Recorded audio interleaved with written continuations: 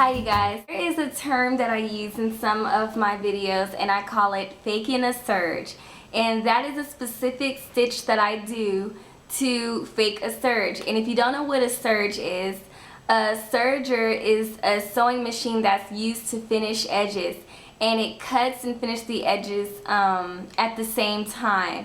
They can be very expensive.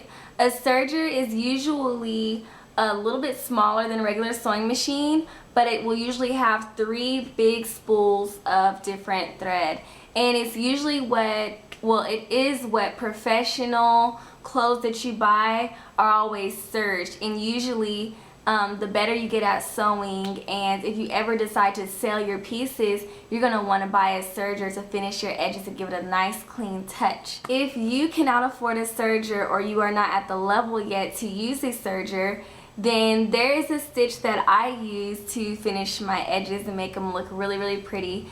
And this is very good for intimates like underwear, but it can be used for so many different things. If you just pay attention and look around, you will notice you see serge edges very often. So I'm going to show you guys how I use a fake serge. So if you ever see a video of mine or somebody else's and they say that it's a fake serge or an imitation serge, you'll know exactly what it is. So usually when I want to fake a serge, there's 2 different stitches I usually use. I usually use a zigzag stitch, and there's a specific stretch stitch that I like to use that I will show you guys. I'm going to start with the zigzag stitch because everybody knows what a zigzag stitch looks like. Now what you will do, I'm going to pretend that this index card is my garment, and I'm going to pretend that this is the edge that I want to finish. This is your presser foot. Every presser foot has this slit right here in the middle. So what you're going to do to fake your serge is you're going to take your garment and you're going to lay it smack dab in the middle of that presser foot, just like that. Put it down, and you're going to make sure that it stays there. Now I'm going to sew, and you guys are going to see the effects.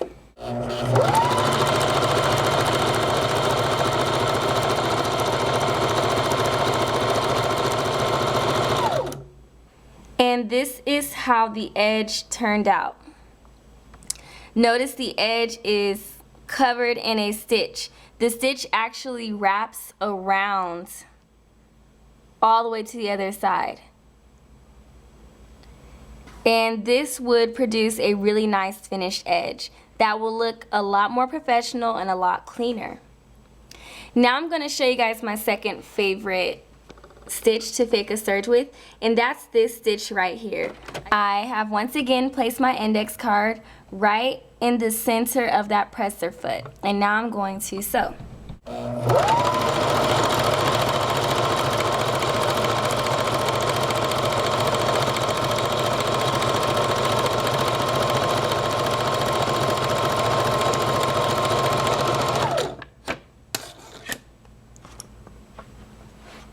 And this is the edge that I got.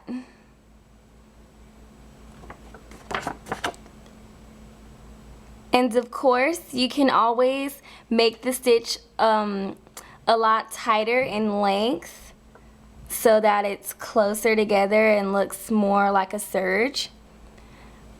And that is how you fake a serge, ladies and gentlemen.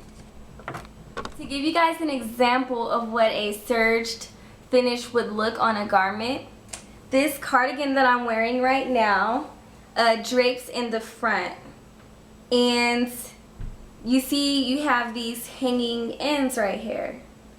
You wouldn't want to hem all of these edges with a normal rolled hem because that would just look very awkward, right? So I hope that you guys can see this well, but the edges of this cardigan are all serged. This is a finished sewn edge that goes all the way around to the other side, and it goes all the way down the entire cardigan. The ends are completely serged, and it's almost not even visible or noticeable. If you were just looking at the garment, you usually just think it's just, just the way the cloth is just cut, but it is finished. But they make the serge so small and discreet that it's really not that noticeable. So that's why, even though these serged ends look very large, you can always adjust the width and the length to make it smaller and very, very tight. And if you guys would like to know how to get the perfect stitch size, you can check back to beginner sewing tip number 1.